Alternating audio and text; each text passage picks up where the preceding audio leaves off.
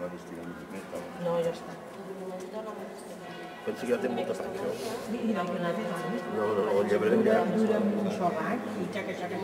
No, ja no la llevarem. Ara quan tenen una canta i cada no està capaç de fer-ho.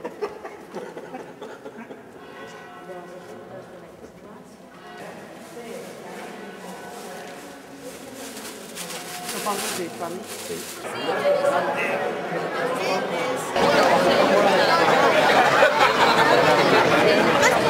Thank